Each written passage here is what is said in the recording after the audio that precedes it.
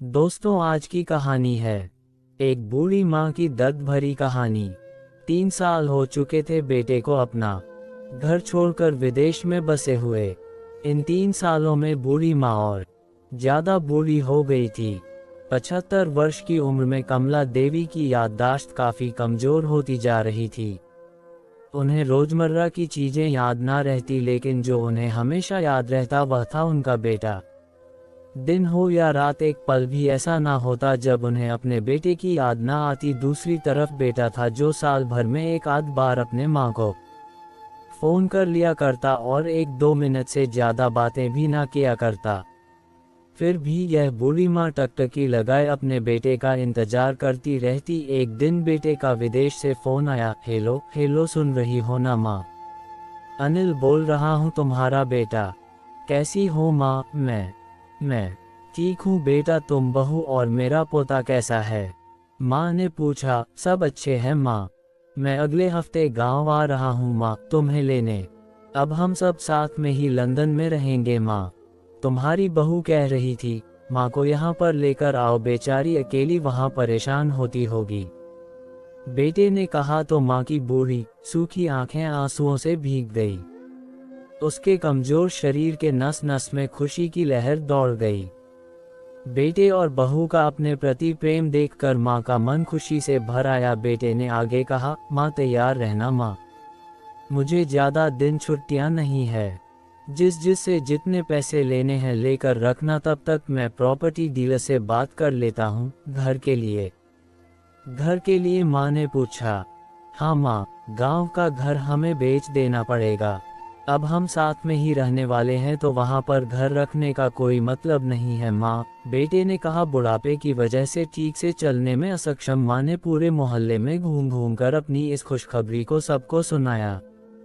सभी को खुशी हुई, सबको लगा माँ जी के आखिरी दिन अपने परिवार के साथ खुशी से बीत जाएंगे। घर वापस आकर माँ ने अपने घर के कोने कोने को ऐसे देखा जैसे वह अपने दूसरे बेटे को देख रही हो। देखे भी क्यों ना, उस घर को अपने बेटे से कम थोड़ी समझा था। अपने पति के साथ 40 साल यही तो बिताए थे, लेकिन अब मजबूर थी बुढ़ापे के आखिरी साल बेटे और बहू के साथ बिताना चाहती थी। दिल पर पत्थर रखकर घर बेचने के लिए माँ तैयार हो गई। आनन फानन में बेटे ने घर को आधे दामों पर बेच दिया। माँ ने ज्यादा नहीं, लेकिन जिन चीजों से दिल लगा था उन चीजों को समेटा और बेटे के साथ टैक्सी में बैठकर एयरपोर्ट के लिए चली गई। एयरपोर्ट पर आकर बेटे ने माँ से कहा, माँ तुम यहाँ बेंच पर बैठो, मैं सामान और बोर्डिंग पास की जांच कराकर आता हूँ। वहाँ वक्त लगता है और खड़ा रहना पड़ता है, तुम्हें तकलीफ होगी। तुम यही आराम करो। मैं यूँ गया और यूँ आया। माँ बेंच पर बैठ गई और बेटा अंदर चला गया। काफी समय हो गया बेटा वापस नहीं लौटा। माँ सोचने लगी, ज्यादा भीड़ होगी इसलिए देर लग रही होगी। उद्धरण चिन्ह। अंधेरा होने को आया, अब तो लोगों की चहल पहल भी कम होने लगी। माँ को अब चिंता होने लगी। एक कर्मचारी ने आकर पूछा, किससे मिलना है माँ जी आपको? यहाँ पर क्यों बैठी है? डरती हुई आवाज में कमला देवी बोली, मेरा बेटा अंदर सामान की जांच कराने गया है। लंदन जा रहे हैं हम। क्या नाम है माँ जी आपके बेटे का? कर्मचारी ने पूछा। सुनील नाम है मेरे बेटे का, कमला देवी ने बताया। कर्मचारी अंदर गया और थोड़ी देर बाद बाहर लौटा। उसने कमला देवी से कहा, माँ जी लंदन जाने वाली फ्लाइट तो दोपहर में ही जा चुकी है और आपका बेटा भी उस फ्लाइट में बैठकर लंदन जा चुका है। अब आपके यहाँ बैठने का कोई मतलब नहीं है।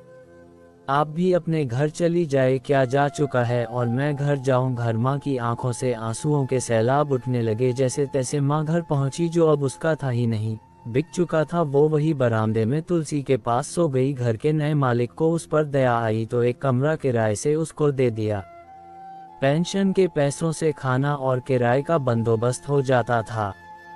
दिन बीतने लगे। कुछ दिनों बाद घर के नए मालिक ने कमला देवी से कहा, माँ जी आप अपने रिश्तेदारों के यहाँ पर जाकर क्यों नहीं रहती है? इस उम्र में आपके लिए वही अच्छा होगा। अच्छा तो होगा, लेकिन अगर मेरा बेटा वापस आया तो? उसका ख्याल कौन रखेगा, मेरा बेटा बहुत भोला है, उसे अपना ख्याल रखना बिल्कुल नहीं आता, मैं कहीं नहीं जाऊंगी, क्या पता कब उसे मेरी ज़रूरत पड़ जाए, माँ ने कहा। दोस्तों, सच बता रहा हूँ, माँ की ऐसी बातें सुनकर मेरी आंखों में आंसू आ गए। किसी ने सच ही कहा है, पूत कपूत हो सकता है लेकिन माता कभी को माता नहीं होती। दोस्तों, आप सभी से हाथ जोड़कर विनती करता हूँ, अपने माता पिता की जितनी हो सके सेवा करना, उनके साथ कभी बुरा बर्ताव मत करना। धन्यवाद। दोस्तों, अगर आपको कहानी पसंद आई है तो माँ के लिए एक लाइक जरूर करें।